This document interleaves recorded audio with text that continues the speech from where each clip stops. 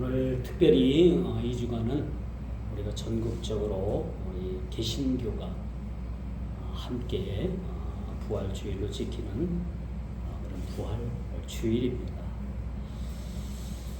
오늘 우리는 이 아침에 부활의 주님을 그렇게 맞이합니다. 우리가 지난 1년간 제가 노예 일을 이렇게 하면서 몇 번의 장례식이 좀 있었어요. 장례식이 있었는데 모든 장례가 우리 기독교 장례가 그렇듯이 공통점이 너무 슬퍼하지 않는다는 거죠. 어찌 보면 장례식이 축제의 그런 장이 되는 그런 장례식이 우리 기독교 장례식이라고 볼 수가 있겠죠. 또 1년을 제가 지나면서 또 축하의 그런 자리, 축하의 예배를 몇 번 그렇게 드린 적이 있습니다. 그야말로 우리 충북노회가 두 교회가 총 4교회죠. 4교회가 합병을 했습니다. 여러분들 잘 알듯이 이렇게 합병을 하고 교회 사이즈가 커지고 더 큰 역할을 하기 위해서 교회가 하나가 됐다고 하지만은 여전히 거기에는 순수하지 못한 그러한 합병이 이루어진 사실에 대해서 사실은 마음이 많이 아팠습니다. 그렇게 축하의 자리가 되어질 그러한 축하의 예배는 마지못해서 드려지는 예배가 되고 또 몇 번에 걸친 그 장례의 예배는 사실은 축제의 장례의 예배가 된 것을 볼 수가 있었습니다. 이 두 가지의 행사의 공통점은 슬픔을 주체할 수 없는 장례식장도 축제의 분위기였고 마땅히 축하를 해줘야 되는 그런 합병 예배는 왠지 정당치 못한 그런 합병 예배로 인해서 마음이 상당히 무거운 예배를 드릴 수밖에 없었던 예배가 되었습니다. 우리 성경을 아무리 뒤져봐도 예수님께서는 장례식 예배를 드린 적이 한 번도 없는 것 같아요. 우리가 성경을 많이 읽어보신 분들도 알겠지만 예수님은 가나의 혼인잔치에 가서 그렇게 무리변에서 포도주가 되게 하신 그런 첫 기적을 베푸신 사건을 통해서 주 예수님께서 행하신 일들을 바라보게 되면 어느 장례식장 가가지고 장례식 설교를 한 적은 한 번도 없다라는 것을 우리가 보게 됩니다. 물론 나사로가 죽은 그 무덤 앞에 가서 예수님은 많은 슬픔을 느끼셨어요. 그리고 나사로가 죽은 그 무덤 앞에 예수님이 찾아간 것은 단지 나사로의 죽음의 슬픔을 통해서 조문을 간 것이 아니라 이렇게 비탄에 빠진 그 자리에서 그 가족을 위로하러 간 것이 아니라 그 장례식의 조문의 자리가 예수님에게는 사람을 살리는 일이었고 영혼을 살리는 일로 나사로의 무덤 앞에 서게 됐다라는 겁니다. 이것만 봐도 적어도 예수님은 누가 죽었다 해가지고 조문 간 적이 없어요. 그 조문을 위해서 설교한 적도 더더욱 없다라는 것을 우리는 보게 됩니다. 오늘 이 주일 예배는 말할 수 없는 축하의 자리입니다. 물론 예수님께서 2000년 전에 십자가에 죽으셨다가 사흘 만에 다시 살아난 사건이지만은 이 2000년 전의 사건이 오늘의 사건이고 우리 미래의 사건이라는 사실이죠.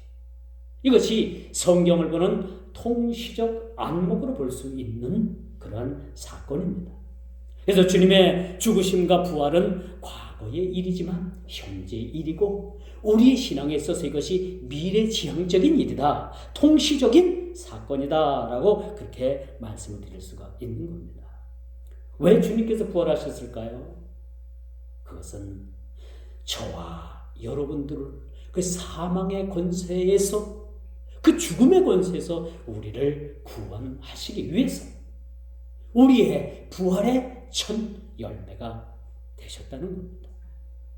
더 이상 그 사망 권세는 주님을 그 사망으로 묶어둘 수가 없었던 거예요. 그리고 주님은 하나님의 능력으로, 성부 하나님의 능력으로 다시 살아나셨다는 거지. 살아나셨다는 거지. 여러분, 인류 역사상의 가장 큰 사건이 뭡니까? 그것은 주님께서 다시 살아나셨다. 주님 부활하셨다는 것. 그리고 부활의 첫 열매가 되셨다는 겁니다. 주님 부활하심으로 인해서 우리가 다시 살고 주님 부활하심으로 말미암아 우리의 생명이 다시 소생되었다는 것을 말씀드릴 수가 있었던 것입니다. 그래서 한 사람 예수 그리스도로 말미암아 온 인류의 생명을 불어넣는 새 생명의 축제의 장이 된 것이 오늘 부활의 날입니다. 부활의 날. 그러므로 더 이상 주님께서는 무덤에 머물러 계실 수가 없었던 거지요. 그리고 부활의 첫 열매가 되셨습니다. 주님께서는 복음 사역을 하시면서 나사로의 무덤 앞에서 나사로의 장례를 위한 그런 의로의 자리가 아니었습니다. 제가 말씀드립니다만 그가 조문을 간 자리가 아니고 다시 죽은 나사로에게 생명을 부여하기 위해서 그 자리를 찾아갔던 겁니다. 생리적으로 따진다면 이미 나사로는 심하게 그 시신이 부패해서 냄새가 났다라고 성경은 그렇게 기록을 해요. 그러나 주님은 이러한 모든 그런 생리적인 그런 과학을 초월해서 나사로 앞에 섰다라는 겁니다. 이 사건은 장차 주님께서 어떻게 부활하실 것인가라는 것을 그 스스로가 많은 사람들에게 보여주는 사건이라고 말씀드릴 수가 있겠죠. 그리고 주님께서는 그걸 썩어서 부패해서 냄새가 나는 그 무덤을 향해서 그렇게 말씀하시죠. 나사로야, 나 오너라. 그 무덤에서 나오라라고 명령을 하고 계십니다.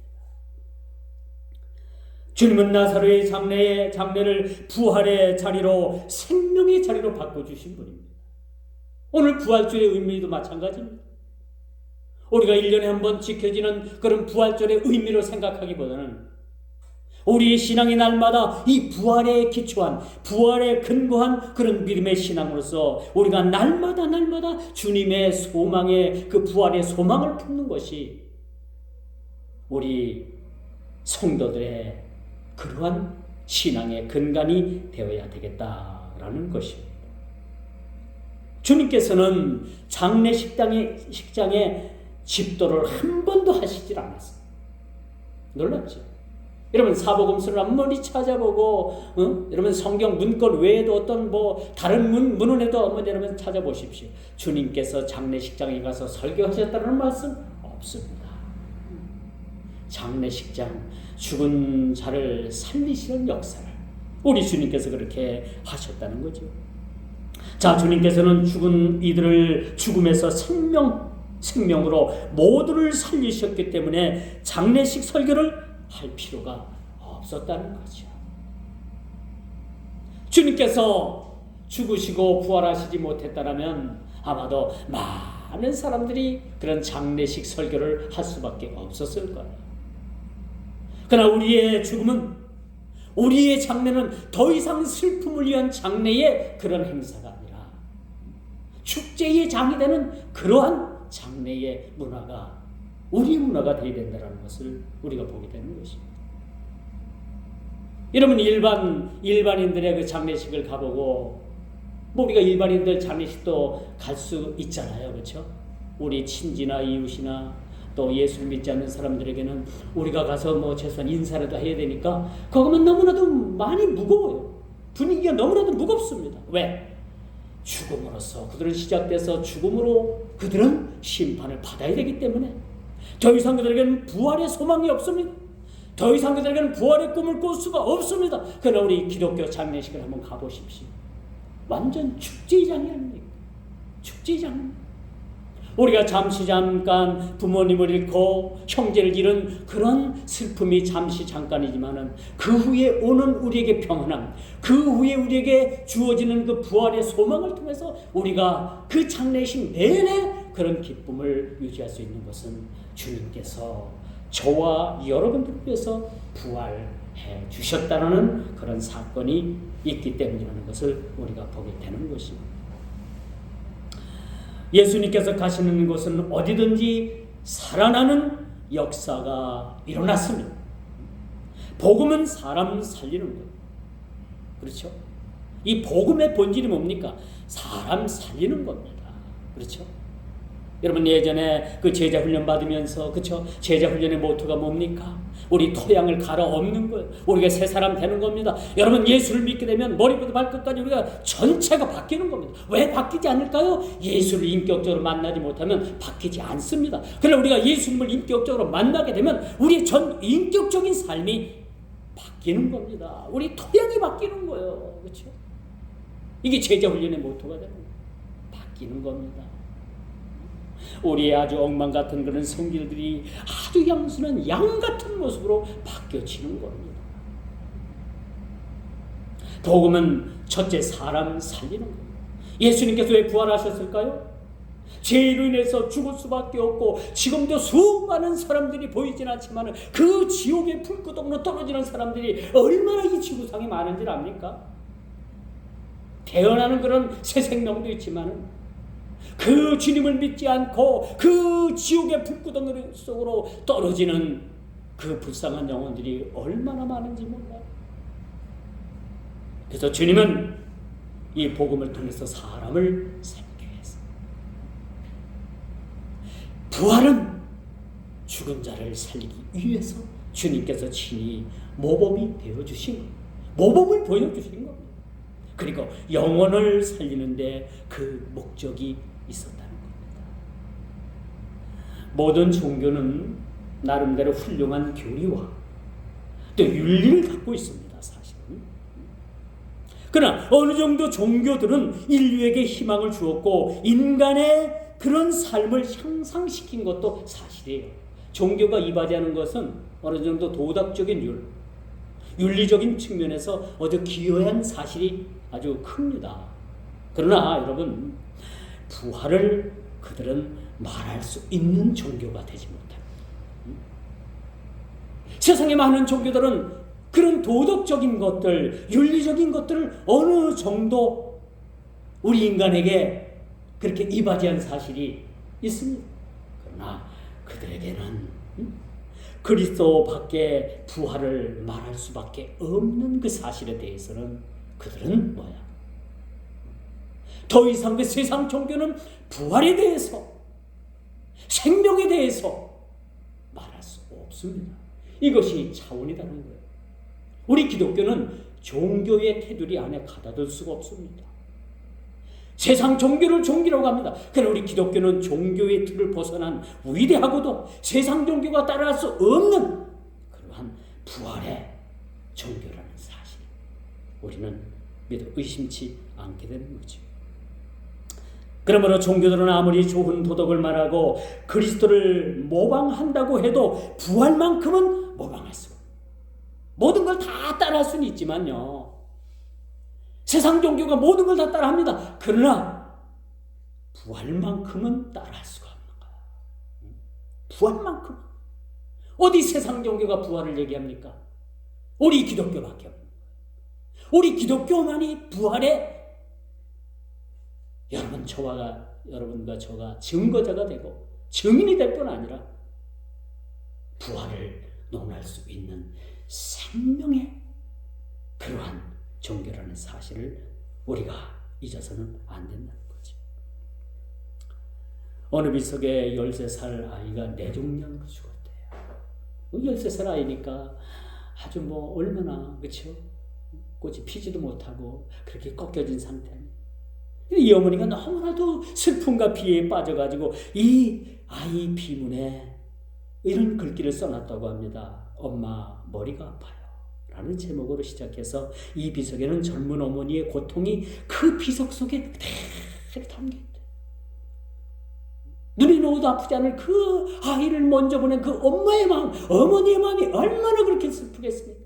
그래서 이 아이의 무덤에 그렇게 비석을 세우고 이 아이가 평상시에 이렇게 고통당하던 뇌종양이니까 얼마나 머리가 아팠겠습니까? 얼마나 고통이 있었겠어요? 그런 그 고통의 그 소리를 다 비문에 새겨놨대. 이런저런 사연들을 들어보면요, 그냥 넘어갈 수도 있는데 죽음은 아주 냉정하고 무정합니다. 그 비문에 그렇게 쓰고 그렇게 비탄에 빠져서 다시 살아 돌아올 수만 있다면 살아 돌아왔으면 좋겠다라는 그 자식에 대한 애정, 그 슬픔, 그것은 무엇으로 대신할 수가 있겠습니까? 이처럼 죽음은 우리들에게 있어서 냉정한 겁니다. 그렇죠? 왜 우리 기독교인들이 그 장례식장 가가지고 사실 절을 하지도 않을 뿐만 아니라, 그렇죠? 잠시 우리가 고개도 숙여서는 안 되는 거예요. 장례식장 그냥 서서 우리가 잠시 눈을 감고 기도하는데 죽은 그러한 시신 위를 위해서 기도하는 게 아니라 우리가 잘 알지만요, 남아있는 유족들을 위해서 우리가 기도하는 겁니다. 그렇죠? 남은 유족들. 우리 육신에서 영과 분리가 되면요, 이제 인격이 떠나는 겁니다. 인격이 떠난 이 육신은 우리가 추앙해서는 안 됩니다. 그렇죠? 그래서 우리가 유교가 그렇게 제사 문화를 그렇게 강조하듯이 우리 기독교는 일단 우리가 영혼이 분리가 되고 이 육신에서 영혼이 빠져나가게 되면은 더 이상 우리는 인격적으로 그 인격체가 아닌 겁니다. 그래서 우리가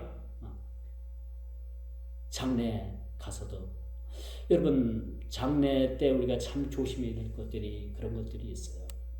이제 마지막 그 관을 그 관차 있잖아요.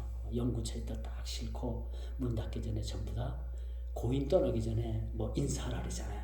근데 저희는 뒤에서 이렇게 쭉 봅니다. 그런데 예수 믿지 않는 사람들은 다 머리를 숙여가지고 이렇게 이제 인사를 하는데, 조의를 표하는데, 우리 예수 믿는 사람들은 거기에 조의를 우리가 표현을 한대요.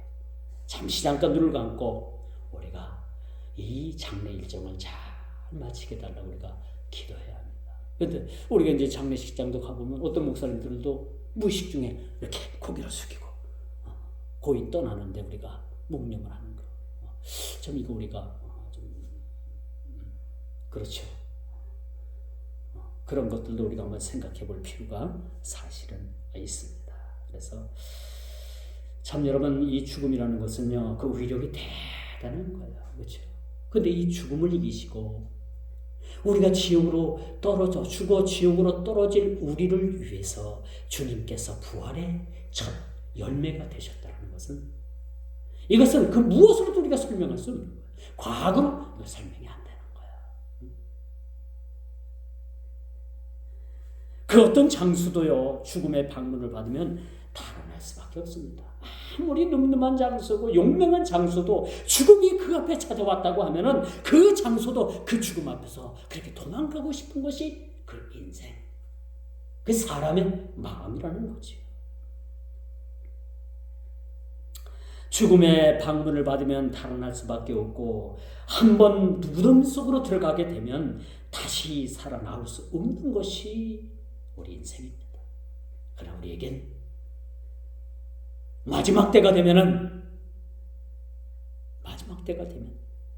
죽은 자의 무덤이 먼저 갈라지고 그들이 호련히 변해서 주님의 천국 잔치에 호련히 변해서 그 혼인잔치에 참여하게 된다는 사실입니다. 얼마나 놀랍습니까? 그런데 여러분, 우리가 알 것은 믿지 않는 사람들도 부활을 합니다. 부활해요. 똑같이 부활합니다. 그런데 그들은 부활을 하는 대신 심판을 받기 위해서, 영원히 꺼지지 않는 그 불못에 떨어지기 위해서 그들도 부활을 하게 되는 거예요. 우리만 부활하는 게 아니에요. 온 인류가 다 부활을 합니다. 그러나 주님은 갈라놓으시죠. 영생에 이를 자, 영원히 꺼지지 않는 불못으로 던져질 자를 구분하신다는 사실도 우리는 이 부활의 아침에 다시 한번 생각해 봐야 되는 문제죠. 여러분, 아담을 시작으로 해서 모두 무덤 속에 들어간 사람들이 살아 나온 사람이 아직 없습니다. 그래서 사람들은 죽음의 문제를 해결해 보려고 무진장 애를 쓰지요. 그런데 아무도 이 죽음을 뿌리치지 못했습니다. 인류의 역사를 보게 되면요, 인류의 딜레마라고 하는 그런 하나의 큰 사건이 있는데, 동물복지 있죠. 동물복지. 집에서 키우던 강아지가 너무 영리해. 그래가지고 이 유전자, 이 세포를 어떻게 이것을 다시 조작을 해가지고 복제 강아지, 복제 개를 얼마 전에, 수년 전에 만들었잖아요. 이게 뭡니까? 끊임없이 살고픈 그런 인간의 욕망입니다. 여러분, 동물 복제 가능합니다. 이런 과학적인 시대까지 우리가 와 있어요. 그러나 아무리 인간이 복제가 되고 동물이 그렇게 복제가 된다 하더라도 결국은 죽음의 공포를 이겨내려는 그 인간의 필사적인 몸부림, 이것은 헛것이 되고 말 것입니다. 아무리 인간의 복제 기술이 그렇게 그 기술이 뛰어나고요, 동물 복제가 아무리 그렇게 뛰어나도 이것은 주님의 부활에, 장차 우리가 있을 이 부활에 견줄 수가 없는 겁니다.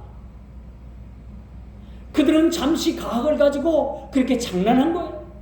이것을 부활이라고 말할 수 없는 겁니다.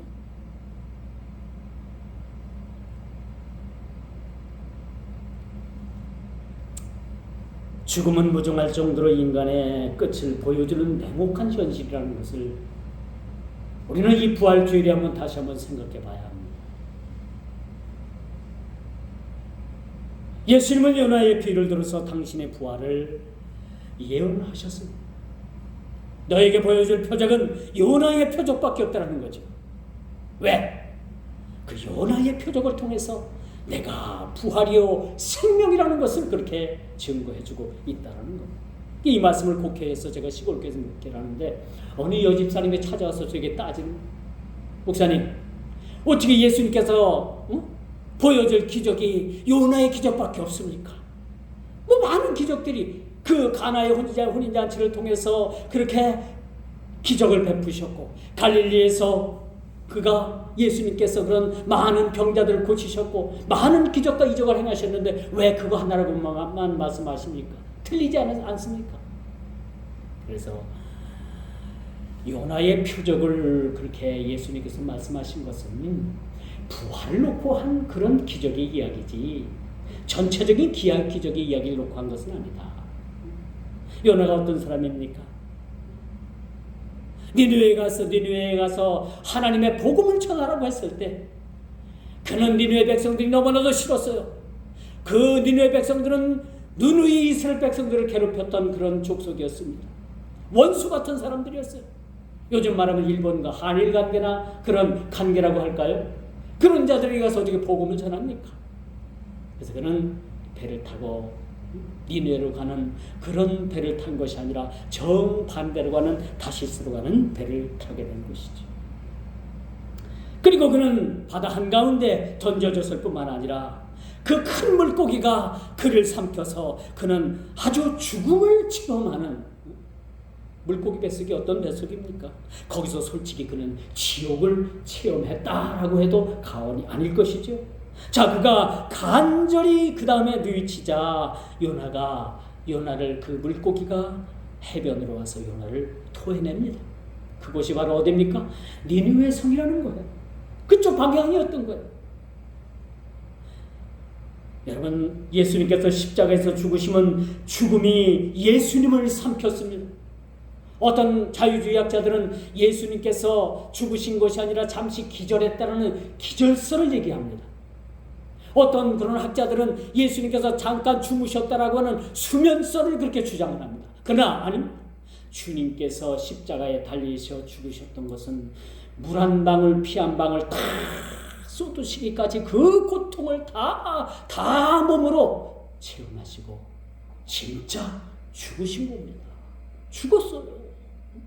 그런 주님이 사흘 만에 다시 살아나셨다는 겁니다.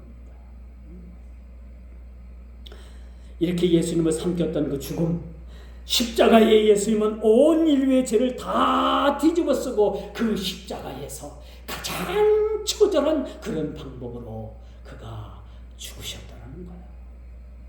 십자가의 처형이 어떤 의미인지를 알죠? 이게 로마의 처형법이었어요. 가장 극악무도한 살인죄를 지고 반란죄를 지고 그렇게 지은 죄를 지은 사람을 가장 악랄한 방법으로 죽이는 방법이 십자가에서 처형하는 방법이었대요.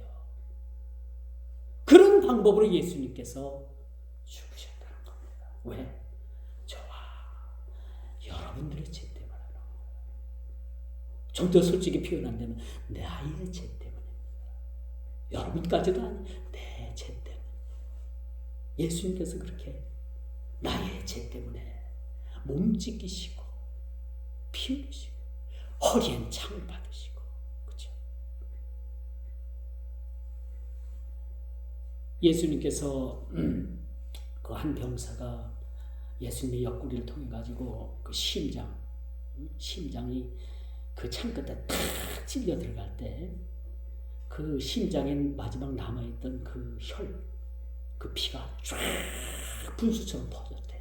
뭐 이건 성경에 나와 있지 않은 이야기니까 그냥 뭐 듣고 그냥 한 귀로 흘리셔도 상관이 없는데 피가 그냥 막 분수처럼 쫙 그냥 그렇게 품어져 가지고 그 주위에 있는 사람들이 다 그냥 피세례를 받은 거예요. 이렇게 피 한 방울까지 다 짜내셔서 우리 주님께서 십자가에 죽으신 거예요. 그리고 우리 주님은 아주 유명한 말씀을 하시잖아요. 내가 너희를 사랑한 것 같이 너희도 서로 사랑하라. 근데 여러분 왜 사랑하지 못해요? 왜 사랑하지 못합니까? 왜 형제의 허물을 덮어주지 못해요?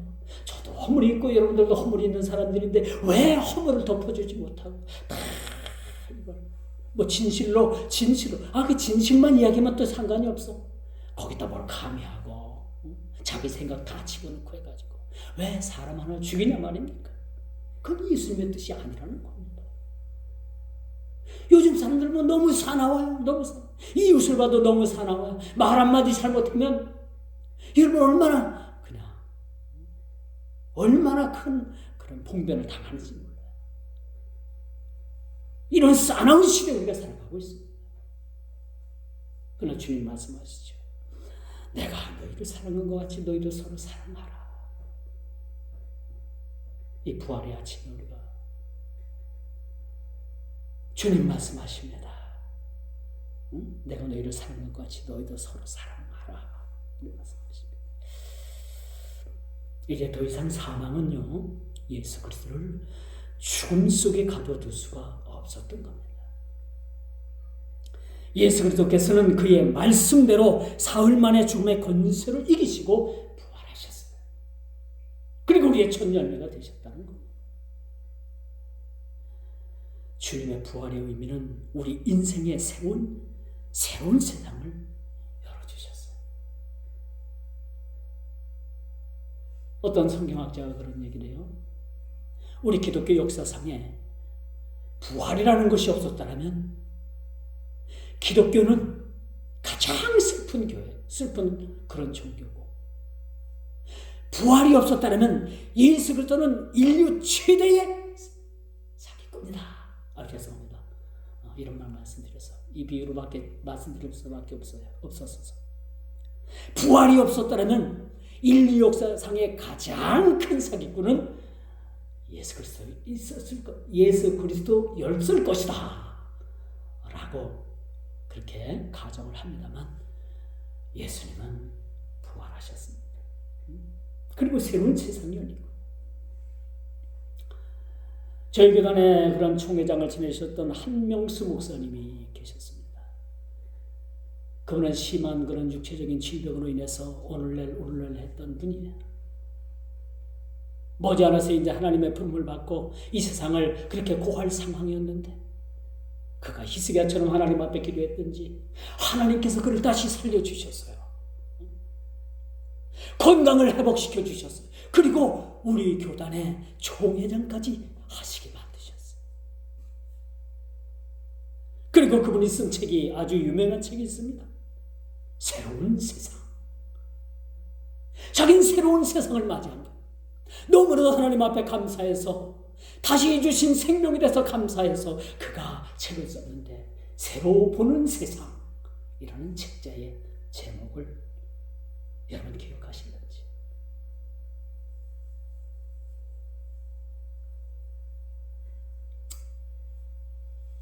이처럼 우리에게는 새로운 세상이 열리게 된 겁니다.